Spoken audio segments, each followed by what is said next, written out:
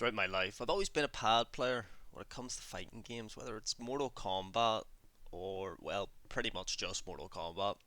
But recently, in January of 2026, I've decided to pick up Tekken 8 as my first game in the series. And I've been doing quite well, all things considering. I managed to reach Tekken King in Season 2 within my first month of the game, and I'm currently sitting in Tekken Emperor with Lydia in Season 3. And we just love the rankflation, it's really good for Tekken. But I had a thought to myself, however, what if I tried a leverless? Surely it can't be that difficult, right? I mean, I've played PC games as well for the past 15 years or so, and that has had some success. So I went on to 8BitDo and bought myself the arcade Xbox controller for £90, and the next day it arrived. So here, guys, is my 1 month journey to becoming a leverless pro. Starting off with our controls now, I wanted to keep the shortcuts relatively similar to how I played on my PS5 pad. However, with the Xbox arcade controller, the bumpers and triggers are the wrong way around, but we will make do with a quick swap of those buttons. LSB and RSB are the sticks, which makes heat bursting and smashing a lot easier, as that's what I have it bound to. This is the schedule and regimen that I will try to adhere to, so I do not noodle off on days and waste time. I'll be playing as Reina for the majority of this experiment. I was using a character I do not know and learning her at the same time as the Leverless may improve results. On day one, I decided to test out movement tech, along with trying to include Korean backdashing and quarter circle inputs into my gameplay. My Korean backdash was not great on pad, but upon my first attempts on leverless, I thought it would be significantly easier to perfect over time. I tried a Reina combo I had learned on pad and succeeded with most of the combo, but there is still room for improvement, and I know just after placing my hands on the leverless that this will be a test of fortitude. But I did manage to pick up a few old combos from Lydia and Dragonoff and was able to get them quite easily, so here they are.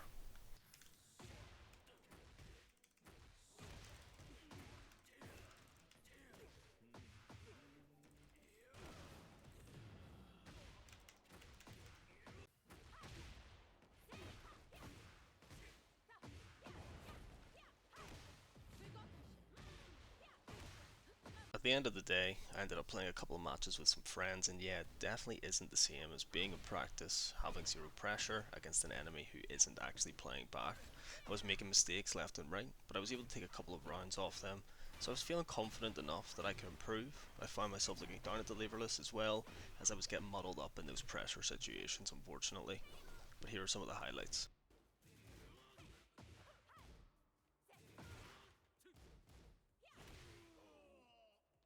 This match was the first match in which I actually decided to take Reina into a game, just to see how she would play, how she would feel, as I've been playing her in practice for quite some time at this point.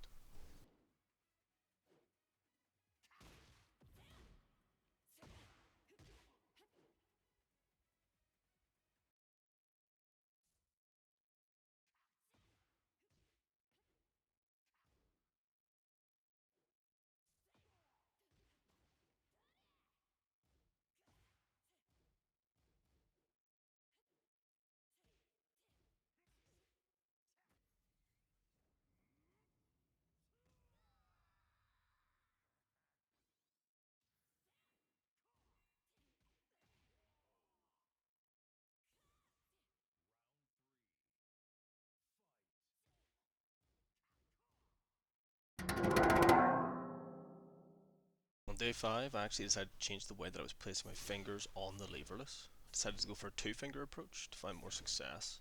It felt more natural, and I did miss input due to the muscle memory of the past 4 days, but I could see a massive difference in my gameplay. I was also practicing mainly electrics for most of the day and basic rate inputs along with strings. I played a few games with a friend, they seemed to go quite well, but I did lose most. However, I did feel more comfortable with the leverless not looking down as much. And by day 7 I'd showed quite a bit of promise, especially with the new finger layout and electrics. I was able to hit them quite consistently. Day 12. This was the day that I practiced my Korean backdash more and other movement techniques throughout the day.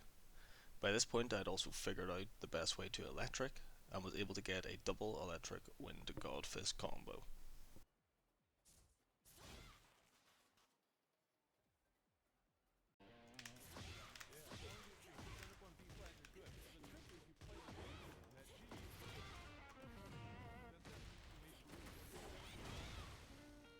I streamed on day 13 as well, which gave me the motivation to keep practicing and not stop. Oh, I fucked up because I wasn't paying attention. I was looking over. I was trying to aura farm. Insert a shameless plug here. If you like the content, go visit me on twitch.tv/AttomicaNI. Link is in the description as I'm live most days. Did some quick matches to get a feel against players that I don't usually play against.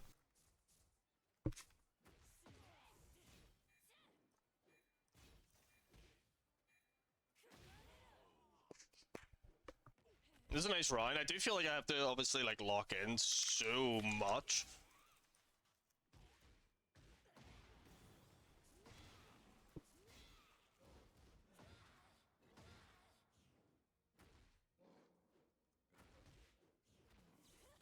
Should not be losing to this.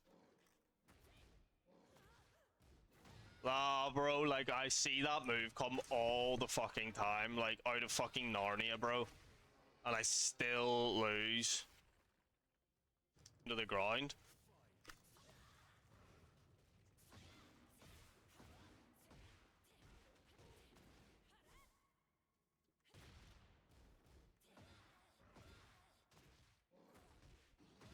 He's so plus that he was just able to do, like, a fucking neutral, like, a launcher there.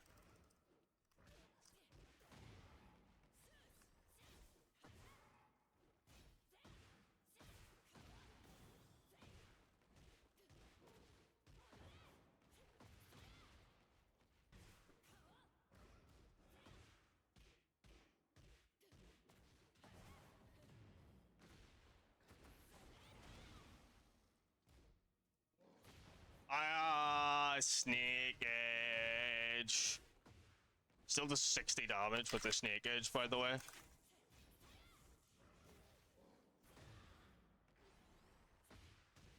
Oh, he gets to do that just because I pressed.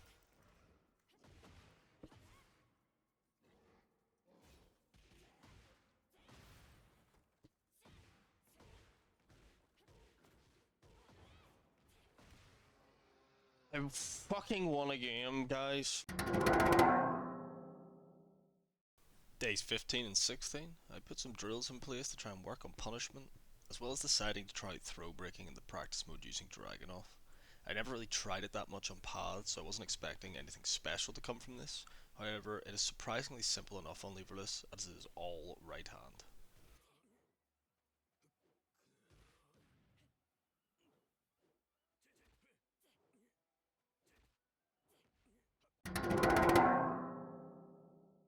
Day 20. The time has come to finally put myself into the hellhole that's Tekken 8 ranked matches. So here it is, finally the ranked grind with Reina.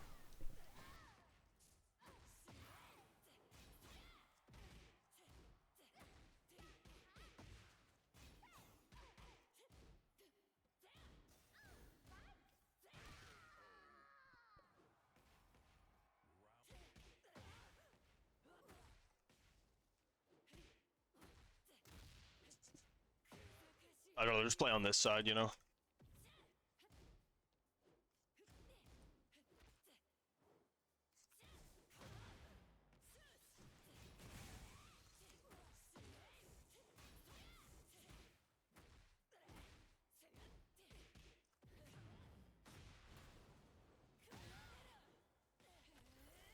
These matches are so bad, bro.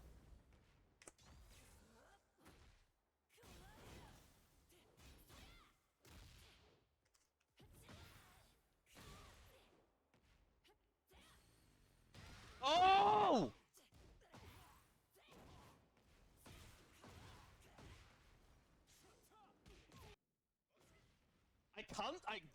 Bro, this guy has a wired connection, apparently. On what fucking planet, bro? Is this wired? It's 2-frame delay.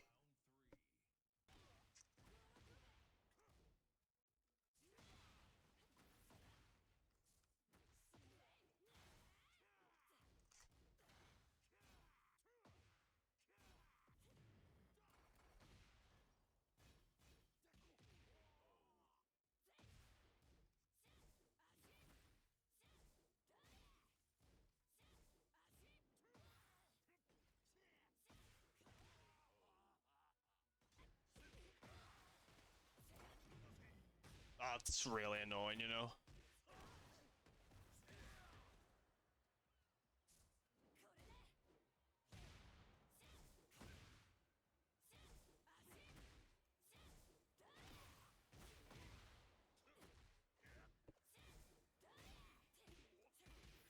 No way. Woo! Close, like close.